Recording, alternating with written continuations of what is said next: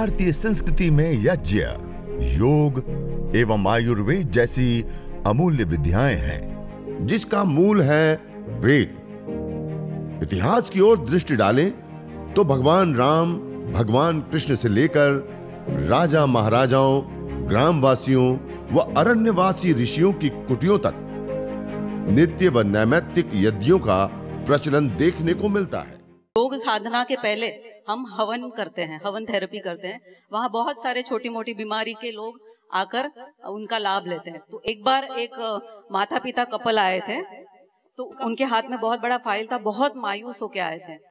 तो नरसी भाई और हमारी सभी टीम ने उनसे कंसल्ट किया, तो उन्होंने बताया कि मेरी बेटी है, कितने साल की, 20 साल की, 20 साल की बेटी है, कोमा में है, उसे कुछ पता नहीं चलता, आंखों के सामने भी अंधेरा है, पूरे बेड पर सब जगह नली लगाई हुई है, नाक में नली है, गले में नली है, सब जगह पाइप लगाया हुआ है, उसे कुछ समझ में नहीं आ रहा है क्या हो रहा है। कोमा में आपको पता होगा कि इंसान को कुछ भी पता नहीं चलता है, सिर्फ श्वास प्रश्वास चलती रहती है, बाकी आसपास कुछ भी पता नहीं चलता। तो उन्होंने उनके बारे में कहा कि उसको बहुत सर दुखता था पहले, तो ऐसे फ्रीक्वेंटली उसको होने लगा था। तो एक बार इतना सर दुखने लगा कि उसका सर फटने लगा और आंखों के सामने अंधेरा छाने लगा। तो उन्होंने तुरंत डॉक्टर के पास लेके गए। डॉक्टर ने कहा कि तुरंत इनका MRI कराओ। तो MRI जब करवाया तो डॉक्टर को पता चला कि पिट्यूटरी ग्लैंड में गांठ है, ट्यूमर जैसे गांठ है। तो उन्होंने बोला तुरंत ऑपरेशन करना पड़ेगा, लेकिन इसका हम गारंटी नहीं दे सकते, मतलब ठीक होगी नहीं होगी, कोमा में भी जा सकती है, जिंदा भी रह सकती है, हम कुछ गारंटी देंगे नहीं, लेकिन ऑपरेशन करना पड़ेगा। तो अभी हम जब डॉक्टर के सामने जाते हैं तो लाचार होके जाते हैं, हमारे लिए डॉक्टर ही भगवान होता है, तो जो आप बोलोगे वो करना पड़ेगा। तो ऑपरेशन तो हो गया, लेकिन उनकी बेटी कोमा में चली गई। 20 साल की बेटी इंजीनियरिंग स्टूडेंट थी, 2nd ईयर स्टूडेंट है, तो वो पूरी बेड में आ गई। एक ऑपरेशन करने के बाद 1 महीना तक बेड में थी। डॉक्टर ने बोला अब इनको लेके जाओ, और कितने दिन रखोगे यहाँ। तो उन्होंने बोला कि हम घर लेके जाके भी क्या करेंगे, उतनी सुविधा तो है नहीं, तो आप यहीं रखो। तो उन्होंने बोला हम यहाँ नहीं रखेंगे, आप दूसरे हॉस्पिटल में लेके जाओ। तो अपोलो हॉस्पिटल वाशी में, वहां उनको लेके गए, वहां 3 महीने तक रखा, लेकिन कोई प्रोग्रेस नहीं। तो उन्होंने सुना था कि यहाँ कैंसर के पेशेंट आते हैं, उनका ठीक हुआ है, ऐसे सुनते सुनते वो पाटीदार वाड़ी में आए थे। तो उन्होंने कहा कि हम आप पर पूर्ण विश्वास करते हैं, आप जो भी बोलो वो हम करेंगे, क्योंकि अब तो हमारे पास कोई चारा ही नहीं है। 30 लाख रुपीस खर्चा किया, कितना, 30 लाख रुपया खर्च किया, पूरे कंगाल हो गए। उसके बाद हमने कहा कि हम कोशिश कर सकते हैं, हम सिर्फ यज्ञ करेंगे, चलेगा क्या आपको, सुबह शाम आपके घर। तो बोलते कुछ भी करो आप, हम सिर्फ आपके सुपुर्द है, आप ही हमारे लिए भगवान है। अब तो हम जिस दिन उन्होंने उनकी बेटी को घर लाया, उसी दिन से, उसी समय से सुबह शाम दोनों वक्त उनके यहाँ हवन होने लगा, और आज 3 महीना कंप्लीट हो गया। धीरे धीरे जब उनको लाया गया व्हील चेयर में, तो उनके जो हाथ की पोजीशन थी वो ऐसी थी, ऐसी टेढ़ी, और ये जो पैर था वो भी ऐसा था व्हील चेयर में, और आंखें इतनी, जो अंदर का जो गोला है वो ऐसे बाहर प्रोजेक्शन हो रहा था। इतना, मतलब उनको देख के मतलब किसी को भी मतलब रोना आ जाए, ऐसे उनकी हालत थी। जो उनका पहले का फोटो था 20 साल की लड़की, और अब देखेंगे तो जमीन आसमान का फर्क था। तो ऐसे व्यक्ति को दिन रात हवन, मतलब वो कुछ कर नहीं रही थी, सिर्फ बेड पर ही थी, और हम सुबह और शाम हवन करते थे। उस हवन के द्वारा सिर्फ 1 महीने के अंदर थोड़ा सा हलचल उनको शुरू हुआ, हाथ और पैर में हल्का हल्का हलचल शुरू हो गया। ऐसे करते करते 3 महीने के बाद जब उसको फिर से टेस्ट करवाया गया, तो डॉक्टर ने क्या कहा, मिरेकल है ये सब, मिरेकल दिव्या, उसका नाम दिव्या है। तो उन्होंने कहा कि ये तो मिरेकल है, और सभी डॉक्टर्स उसको मिलने के लिए आते थे, और वहां 3 दिन वो रही, और सभी लोग उसको मिलने आ रहे थे जैसे कोई बहुत बड़ा व्यक्ति आ गया हो और उससे मिल रहा हो, सेलिब्रेट कर रहा हो। तो धीरे धीरे ये यज्ञ से, देखो आप कुछ भी नहीं करेंगे, सिर्फ आपके घर यज्ञ चलता रहेगा, तो भी जाने अनजाने में आप वो श्वास प्रश्वास उस वातावरण में ले रहे हैं। सिर्फ उतना श्वास प्रश्वास लेने से भी उनको इतनी प्रोग्रेस हुआ कि आज वो, उसका पूरा नली जो है, नाक में से जो नली था, यहाँ जो है एक मशीन लगाया हुआ था, वो भी पूरा निकाल दिया, और अब उसको हाथ से उठा के वो खड़ी रह सकती है, और जो आंखों के सामने जो अंधेरा था वो भी उसको दिखने लगा। बहुत ही आश्चर्य, हम भी मतलब सोच नहीं पा रहे थे कि ये कैसे हो गया। तो हमारे लिए भी ये आश्चर्य की बात है। ओम भूर्भुवः स्वः 3 महाव्याहृतियों का उच्चारण करते हुए दीप प्रज्वलन करने के बाद एक कपूर की छोटी सी टिकिया को श्रु के अंदर रखते हुए उसको प्रदीप्त करते हुए वेदी के मध्य में हम स्थापित करेंगे। ओम भूर्भुवस्वर्योरिव भूम्ना पृथिवी ववरिम्ना तस्य आस्ते पृथिवी देव यजनी पृष्ठे अग्निमन्नादमन्नाध्याया दधे। वेदी के मध्य में जो हमने बाती रखी है उसके ऊपर कपूर को रख देते हैं।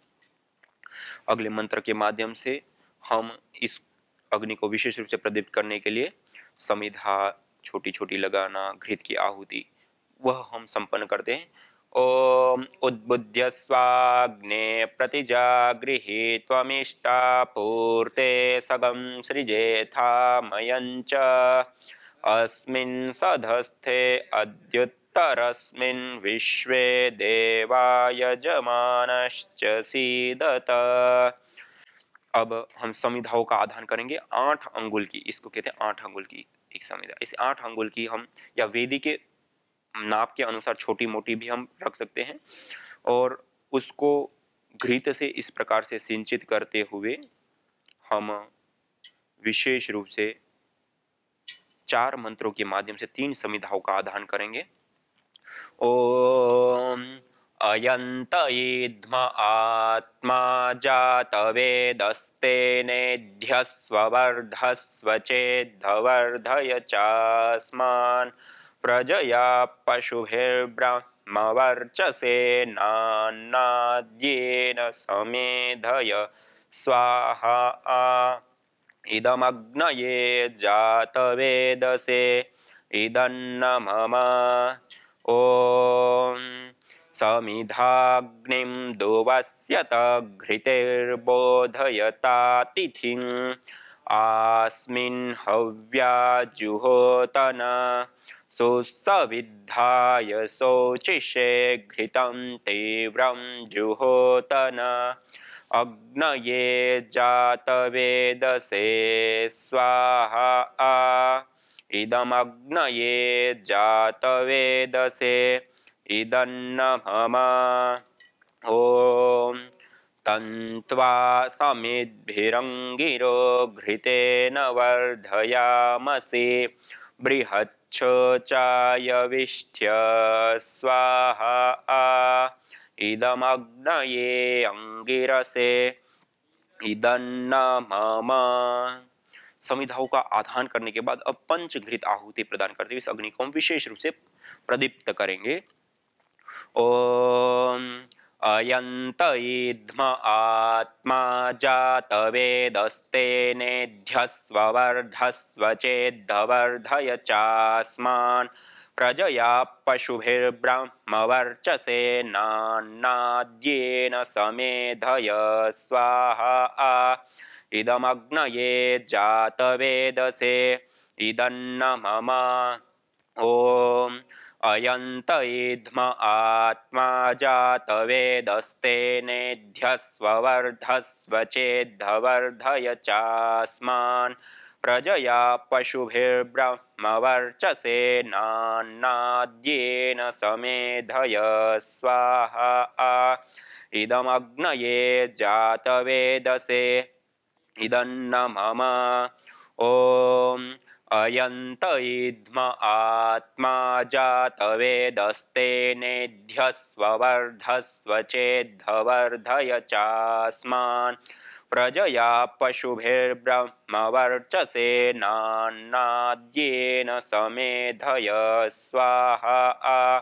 इदमग्नये जातवेदसे इदन्न मम। ओम अयंत ईध्म आत्मा जातवेदस्तेनेध्यस्वर्धस्व चेद्धवर्धय चास्मान् प्रजया पशुभिर्ब्रह्मवर्चसेनान्नाद्येन समेधय स्वाहा। इदमग्नये जातवेदसे इदन्न मम।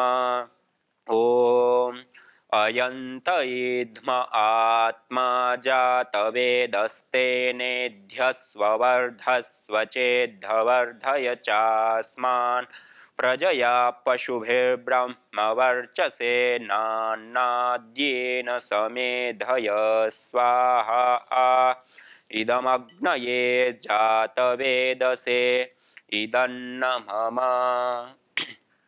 यह हमने पंचघृत आहुति प्रदान करके अग्नि को विशेष रूप से प्रदीप्त किया। अब हम जल सिंचन करेंगे, सबसे पहले पूर्व दिशा में, फिर पश्चिम दिशा में, फिर उत्तर दिशा में, एक एक मंत्र से एक एक दिशा में। उसके बाद एक ही मंत्र से ईशान कोण से शुरू करते हुए हम आग्नेय कोण, वायव्य और नैऋत्य कोण से होते हुए फिर से वापस ईशान कोण की ओर अर्थात चारों दिशाओं में हम जल सिंचन करेंगे। ओम आदितेनुमन्यस्व, ओम अनुमतेनुमन्यस्व, ओम सरस्वत्येनुमन्यस्व, ओम देवसवितः प्रसूवयज्ञं प्रसूवयज्ञपतिं भगाय दिव्यो गन्धर्वः केतपुः केतं नः पुनातु वाचस्पतिर्वाचन्नः स्वदतु। इस प्रकार से वेदी के चारों दिशाओं में जल सिंचन करते हुए और फिर कलश और दीपक को ईशान कोण की ओर हम रख देते हैं। और अब हम आघारावाज्य भाग आहुति प्रदान करते हुए इस यज्ञ को आगे संपन्न करते हैं। और इस श्रु, बहुत सारे भाई बहन श्रु जब पकड़ते हैं तो इस प्रकार से पकड़ते हैं। कई लोग ऐसे पकड़ते हैं, ऐसे नहीं पकड़ना है। जैसे हम पहले पेन पकड़ते हैं, इस प्रकार से आप पेन की तरह इसको आप पकड़ लीजिए। जैसे आप लेखनी पकड़ते हैं, पेन पकड़ते हैं, ऐसे इस प्रकार से पकड़ने के बाद आप प्रथम उंगली को ऐसे सीधा कर दिए और अंगूठे से ऐसे दबा दिए। अर्थात मध्यमा उंगली के प्रथम जोड़ और अंगुष्ठ के माध्यम से दबाव के साथ अंगूठ के मूल में इस प्रकार से श्रु आ जाता है और प्रथम उंगली को ऐसे सीधा कर देते हैं। इस प्रकार से श्रु को पकड़ते हैं, ना कि ऐसे। इस प्रकार से श्रु को पकड़ते हैं। जब हम मंत्र से पहले ओम का उच्चारण करते हैं तब ओम के उच्चारण के साथ हम घृत को लेते हैं, मंत्र का उच्चारण करते हुए हवि को भावित करते हुए, और अंतिम में स्वाहा के साथ, जैसे ही हम स्वाहा बोलते हैं तो स्वाहा के साथ ही हमें आहुति प्रदान करनी होती है। ऐसे ही जब हम हवन सामग्री की आहुति देते तो उसमें मध्यमा, अनामिका और अंगुष्ठ दाएं हाथ की यह 3 उंगलियों के मध्य से इस प्रकार से सामग्री को ओम का उच्चारण के साथ हाथ में लेते हैं। और जब हम स्वाहा बोलते हैं तो स्वाहा के साथ हम आहुति देते हैं ऐसे। और वो भी आहुति देते समय इस प्रकार से नहीं, इस प्रकार समर्पण मुद्रा में इस प्रकार से हम देते हैं ऐसे। तो अब आइए आघारावाज्य भाग आहुति। सबसे पहले वेदी के मध्य में जो उत्तर दिशा में प्रदीप्त संविदा है उसके ऊपर हम धारा बनाते हुए पश्चिम से पूर्व की ओर हम आहुति देंगे। और इसी प्रकार से दक्षिण दिशा की ओर जो संविदा प्रदीप्त है उसमें भी पश्चिम से पूर्व की ओर धारा बनाते हुए आहुति देंगे। और उसके बाद 2 आहुति, बीच में 4 आहुति आघारावाज्य भाग आहुति, और उसके बाद हम सामग्री की आहुति विशेष प्रयुक्त करते हुए प्रातःकालीन, सायंकालीन आदि मंत्रों का उच्चारण करते हुए देंगे। तो आइए, ओम अग्नये स्वाहा इदमग्नये इदन्न मम, ओम सोमाय स्वाहा इदं सोमाय इदन्न मम, ओम प्रजापतये स्वाहा इदं प्रजापतये इदन्न मम, ओम इंद्राय स्वाहा इदमिंद्राय इदन्न मम, ओम सूर्यो ज्योतिर्ज्योति सूर्य स्वाहा, ओम सूर्यो वर्चो ज्योतिर्वर्च स्वाहा, ओम ज्योति सूर्य सूर्यो ज्योति स्वाहा, ओम सजुर्देवेन सवित्रा सजुरुषसेन्द्रवत्या जुषाणः सूर्यो वेतु स्वाहा, ओम अग्निर्ज्योतिर्ज्योतिरग्नि स्वाहा, ओम अग्निर्वर्चो ज्योतिर्वर्च स्वाहा, ओम स्वाहा जुर्देवेन सवित्रा सजो रात्रिन्द्रवत्या जुषाणो अग्निर्वेतु स्वाहा ॐ भूरग्नये प्राणाय स्वाहा इदमग्नये प्राणाय इदन्नमम ॐ भुवर्वायवे पानाय स्वाहा इदं वायवे पानाय इदन्नमम ॐ स्वरादित्याय व्यानाय स्वाहा इदमादित्याय व्यानाय इदन्नमम ॐ भूर्भुवस्वरग्निवायवादितेभ्यः प्राणापानव्यानेभ्यः स्वाहा इदमग्निवायवादितेभ्यः प्राणापानव्यानेभ्यः इदन्नमम ॐ आपो ज्योतिरसोऽमृतं ब्रह्म भूर्भुवस्वरो स्वाहा ॐ या मेधां देवगणः पितरश्चोपासते तया मध्य मेधयाग्ने मेधाविनं कुरु स्वाहा ॐ विश्वानि देव सवितर्दुरितानि परासुव यद्भद्रं तन्न आसुव स्वाहा ॐ अग्नेनय सुपथाराये अस्मान् विश्वानि देववयुनानि विद्वान् युयोध्यस्मज्जुहुराणमेनो भूयिष्ठान्ते नम उक्तिं विधेम स्वाहा यह 16 आहुति 4 अघारावाज्य भाग आहुति प्रातःकाल करते तो प्रातःकालीन 4 सायंकाल को करते तो सायंकालीन विशेष 4 आहुति होती है और यह उभयकालीन आपो ज्योति भूरग्नय प्राणाय स्वाहा से लेकर के आपो ज्योति तक यह 5 मंत्र और फिर विशेष रूप से मेधा की कामना के लिए या मेधा दूरत्व को दून और शुभ गुणों को प्राप्त करने विश्वानी देव और सुपथ के लिए अग्निनय सुपथार इस प्रकार से यह 16 आहुतियां संस्कार विधि में जो स्वामी दयानंद सरस्वती जी ने बताया उसके आधार पर यह 16 आहुतियां होती हैं। इतनी आहुतियां हमें प्रतिदिन देनी होती है और अधिक करने की इच्छा हो तो गायत्री मंत्र विश्वानी देव या और भी वैदिक मंत्र या बीज मंत्रों से भी हम इस यज्ञ को आगे संपन्न कर सकते हैं। और अंतिम में जब पूर्णाहुति देना हो तो ऐसे अंतिम में एक ही मंत्र का उच्चारण करते हुए ओम सर्वं वै पूर्णगं स्वाहा ओम सर्वं वै पूर्णगं स्वाहा ओम सर्वं वै पूर्णगं स्वाहा।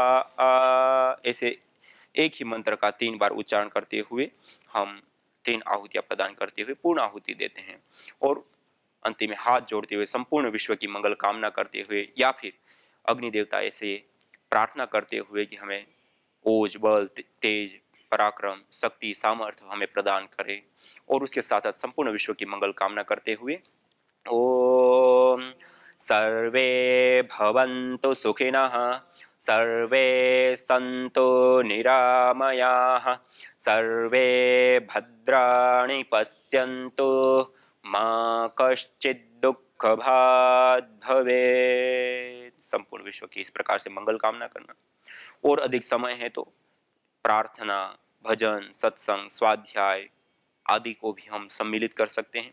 अन्यथा इतना तो हमें अवश्य करना चाहिए या करना होता है। इसके बाद 3 बार ओम शांति शांति शांति आध्यात्मिक आधिदैविक और आधि भौतिक तीनों प्रकार से तापों से दुखों से हमें हे प्रभु हे ईश्वर हमें शांति प्रदान कीजिए इस प्रकार से शांति पाठ करते हुए पूर्ण कर सकते हैं इस यज्ञ को। ओम शांति शांति शांति ही ओम। यह यज्ञ हवन अग्निहोत्र हमारा संपन्न हुआ। इस प्रकार से हमें प्रतिदिन करना होता है। हमारे साथ एक संतोष साठे करके गृहस्थ आए थे, वो मेरे रूम में थे। उनका करीब 8 से 10 साल पहले एक्सीडेंट हो गया था और एक्सीडेंट में उनकी इतनी बड़ी जख्म थी जो कोई डॉक्टर ठीक नहीं कर पा रहे थे। ना उनको डायबिटीज था ना उनको कोई चीज़ थी, स्किन पूरी निकली हुई, रोज सवेरे वो ड्रेसिंग करते थे। तो वो भी इसी कार्यक्रम में आए थे। हाँ, घाव देखा नहीं जाता था। ओके। और जब उन्होंने, हम लोगों का रूम में बात हुई, मैंने कहा कि आपने इतना कोशिश करके देखा है तो क्यों ना हवन का भी आप देखो उसको कोशिश करके। उन्होंने हवन का ये काम किया और अभी उनकी 40% स्किन आ गई है उनको पैर के ऊपर। कमाने के चक्कर में रोग को ले लिया, साथ में डायबिटीज आ गई, और इतनी बड़ी कि जिसमें इंसुलिन लेने के बाद भी असर नहीं होता था। उस स्टेज तक पहुंच गया था मैं, उस स्टेज तक मैं पहुंच गया था। इन्होंने बताया यज्ञ के बारे में, कैसे है, क्या फायदे हो रहे, कितने लोगों को फायदा हो रहा है। तो फिर मैं सोचा चलो और 3 दिन इन्वेस्ट करूं इसमें। इन्वेस्ट किया मैंने, चलो 3 दिन में जाके देख के आऊं यज्ञ में क्या फायदा होता है। 3 दिन में गया और पहले ही दिन जो असर हुआ, शायद वो मेरे जीवन में बहुत बड़ा परिवर्तन था। पहले ही दिन से जैसे जैसे दूसरा तीसरा दिन, और ऐसा लगने लगा कि शायद यज्ञ ही हमारा जीवन है। और मेरे शरीर में तो परिवर्तन 100% आ गया है। मैं 99% नहीं बोलूंगा, 100% मेरे जीवन में भी परिवर्तन आ गया और मेरे रोग में भी परिवर्तन आ गया। महिला मंडल के ग्रुप में ये प्रयोग शुरू किया। खाली हवन सिखाऊंगी मैं, धीरे धीरे सिखाने के बाद जो घी का लेपन हम लगाते थे उसमें 40 to 50% लेडीज लोग का नी पेन दूर हो गया है। मेरा खुद का एग्जाम्पल है, मेरा राइट व्रिस्ट, ये थंब यहाँ से बेंड नहीं हो रहा था। ऑपरेशन की डेट थी, लेकिन मैं बच्चों को पढ़ाती थी तो मैंने वो डेट डिले करा के अप्रैल में की थी, लास्ट मंथ। फिर धीरे धीरे वो हवन का घी ही लगाते लगाते मुझे ये हाथ में भी ठीक हो गया ना। मैंने ऑपरेशन कराया, अभी सारा काम मैं खुद करती हूँ। मैं ट्यूशन्स लेती हूँ बच्चों को। सर्दी खांसी जब होती है मैं उनके पेरेंट्स को वही बोलती हूँ, आप कोई डॉक्टर के पास मत जाइए, मैं घर पे हवन करती हूँ, उसी में उनको बिठा के मैं उनका इलाज करूंगी। आज वो बच्चे लोग मम्मी पापा को नहीं बोलते, मम्मी को बोलेंगे आम्ही टीचर कडे जाणार, आमची टीचर आम्हाला स्वस्थ करून देते। और मैं खाली हवन करा के गायत्री मंत्र का उनको मंत्र सिखा के, नीलगिरी लास्ट में और गूगल डाल के जो धुआं उठता है उसमें लंबी लंबी ब्रीदिंग कराती हूँ, और उससे उनका आज लंग्स प्रॉब्लम है, जो भी सर्दी खोखला है सब दूर हो चुका है। और मैं हमेशा हमारे यहाँ मंदिर में अमावस्या को हमेशा 5 बजे यज्ञ हर महीने कराती हूँ मैं, और उससे बहुत जन को फायदा हुआ है। और अब इतना समझिए, जब मुझे इतना फायदा हुआ, इतने बड़े बड़े एग्जाम्पल्स हैं हमारे सामने, तो आप क्यों ना ये प्रयोग करें। यज्ञ भारतीय संस्कृति का मूल है। तो आइए हम संकल्प लें, संसार के श्रेष्ठतम कर्म यज्ञ को अपनाएं। पिंड और ब्रह्मांड में संतुलन कायम करने वाले यज्ञ को अपने जीवन का अभिन्न अंग बनाएं एवं प्रकृति मां के प्रति अपने ऋणों को अदा करें। विश्व स्वास्थ्य का एक नारा, यज्ञ से होगा जग उजियारा। भारतीय संस्कृति की अमूल्य विरासत यज्ञ की महिमा को जानने हेतु वैदिक चैनल पर प्रतिदिन प्रातः एवं सायं 11:30 बजे यज्ञ महिमा कार्यक्रम से जुड़ें। विशेष जानकारी हेतु संपर्क करें। मोबाइल 9068565306।